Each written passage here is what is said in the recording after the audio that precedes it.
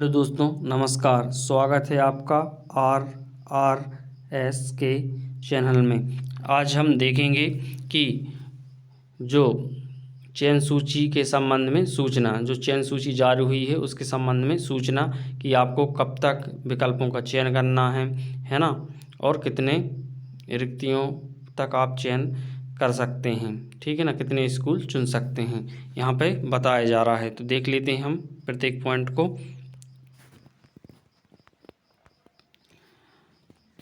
उच्च माध्यमिक शिक्षक पद हेतु जारी विज्ञापन दिनांक 29/9/2022 के अनुक्रम में चयनित अभ्यर्थियों की सूची जारी की जा रही है। इस चयन सूची में सम्मिलित ऐसे अभ्यर्थी जिनकी नियुक्ति आदेश पूर्व में स्कूल शिक्षा विभाग या जनजाति कार्य विभाग द्वारा जारी किए जा चुके हैं, अतः उन्हें साला के विकल्प का चयन का अवसर नहीं दिया जा रहा है।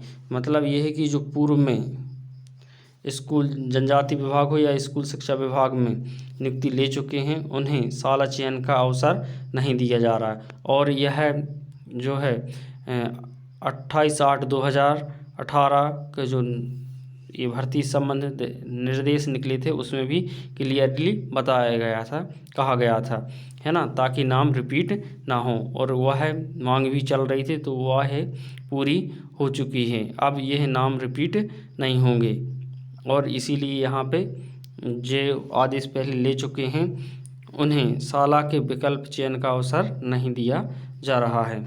नेक्स्ट हम देख लेते हैं। चयनित अभ्यर्थियों से अपेक्षित है कि वे 23 दिसंबर से 27 दिसंबर 2022 तक साला के विकल्प का चयन कर लें।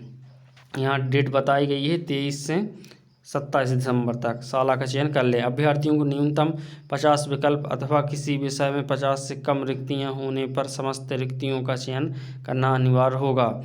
समय अवधि में साला का विकल्प चयन न करने पर उपलब्ध रिक्तियों में से विभागीय प्राथमिकता के आधार पर साला का आवंटन किया जाएगा। तो यहाँ पे आपको न्यूनतम कम से कम 50 विकल्प तो चुनना है। मान लो किसी विषय में यदि 50 से कम रिक्तियाँ हैं तो आपको वह सभी रिक्तियों का चयन करना अनिवार्य है। और समय अवधि में यदि आप साला का विकल्प चयन नहीं करते हैं तो विभागीय प्राथमिकता के आधार पर आपको साला का आवंटन किया जाएगा और उसमें फिर आप नहीं कह सकते कि हमको ये तो हमने चयन नहीं किया था, ठीक है। तो आप न्यूनतम 50 विकल्प और ज़्यादा से ज़्यादा जितने विकल्प हैं उन सालाओं का चयन करें, और यदि किसी विषय में कम है 50 से कम रिक्तियां हैं तो सभी रिक्तियों का चयन करें। नेक्स्ट पॉइंट देखते हैं हम। जिन अभ्यर्थियों के नाम के समक्ष प्रोविजनल लिखा गया है उनके दस्तावेज प्रमाणीकरण हेतु विश्वविद्यालय अथवा सक्षम अधिकारी जिनके द्वारा दस्तावेज जारी किया गया था को प्रमाणीकरण हेतु भेजे गए हैं। प्रमाणीकरण के आधार पर संबंधों की अभ्यर्था मान्य अमान्य की जाएगी। तो यहाँ पे बताया जा रहा है कि जिन अभ्यर्थियों के नाम के सामने ये प्रोविजनल लिखा है तो उनके जो डॉक्यूमेंट हैं वह प्रमाणीकरण के लिए भेजे गए हैं, ठीक। नेक्स्ट पॉइंट देखते हैं।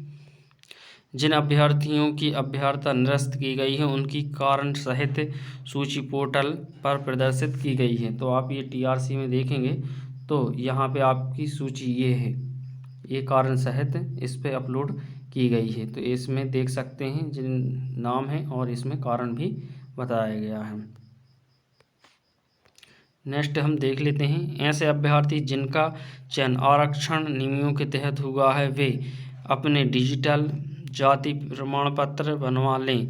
जिन अभ्यर्थियों द्वारा आय आधारित आरक्षण का लाभ लिया गया है उनसे अद्यतन वित्तीय वर्ष का आय प्रमाण पत्र भी अपेक्षित होगा। इसी आधार पर संबंधितों की अभ्यर्था मान्य या अमान्य की जाएगी। तो यहाँ पे जिन लोगों ने जी चयन आरक्षण लिया है ना, तो उनमें जाति प्रमाण पत्र और यहाँ पे आप देख रहे हैं आय प्रमाण पत्र, मतलब ये EWS के लिए बताया गया है। आय आधारित आरक्षण जिसको मिला है EWS के लिए, तो वहाँ आय प्रमाण पत्र भी होना आवश्यक है ना। उसी के आधार पे आपका जो चयन है मान्य या अमान्य रहेगा।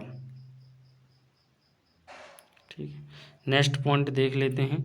अभ्यर्थियों को सूचित किया जाता है कि VMP ऑनलाइन का पोर्टल, ये वेबसाइट दी गई है trc.mponline.government.in को नियमित रूप से देखते रहें। तो यह रही आपकी कि आपको कैसे साला का चयन करना है। अब आप साला का चयन करें और 50 से ज़्यादा सालाओं का करें यदि उसमें ऑप्शन रिक्तियां हैं तो, और जिस विषय में कम है तो कम का।